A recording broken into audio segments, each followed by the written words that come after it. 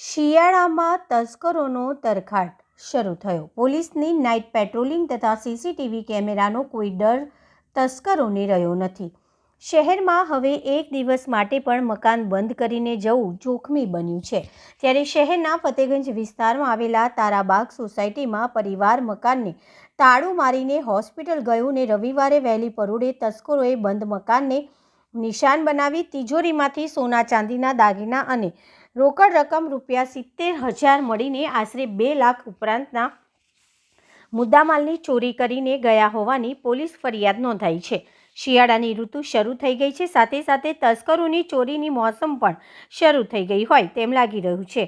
શહેરમાં મકાન બંધ કરીને બહાર જવું પણ જોખમી બની રહ્યું છે।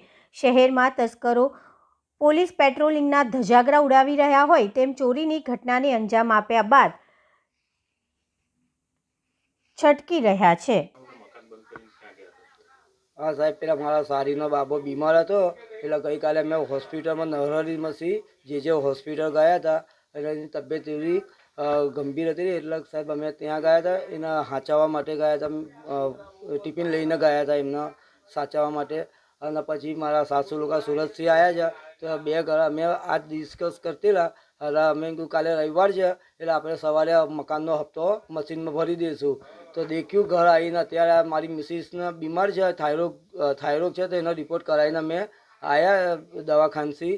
અને ઘર આવીને દેખ્યું ને તો લોક તૂટેલું હતું, તો દેખ્યું તો મેં કીધું આ લોક કે બાજુનું તોડ્યું, તો અમે દેખીને પહેલાં તારું દેખ્યું તો તારું બી ના દેખાયું, કરીશી આડીસી તોડીને અંદર ઘૂસીને બધું જ એ લોકોએ રકમો દાગીનો બધું જ લઈ ગયા, પૈસા કેશ લઈ ગયા છે, મારા બાબાની વીંટીઓ ચેનો એ બધું જ લઈ ગયા સાહેબ। ગલ્લો પીકી બેગ હતી, મારા બાબાની ટ્યુશનને એક્સરા કરાવું છે એના ફી બધી અંદર મેં રાખું છું સાહેબ। ના સર, કોઈ એવું તો મને લાગતું નહીં, પણ બાજુવાળાએ મને કીધું તો કે સવારે 4 વાગે કોઈ ગાડી આવી હતી અને લગભગ કે ભૂંડ પકડવા માટે કંઈ આવ્યા હશે, એટલે કે કૂતરા બહુ જ ભોંસેલા, એટલે અમને એવું લાગ્યું હતું કે તમે લોકો ઘણી વાર તમે 2 વાગે 3 વાગે આવો છો, એ અમારા સંજોગમાં અમે એ રીતે રહ્યા।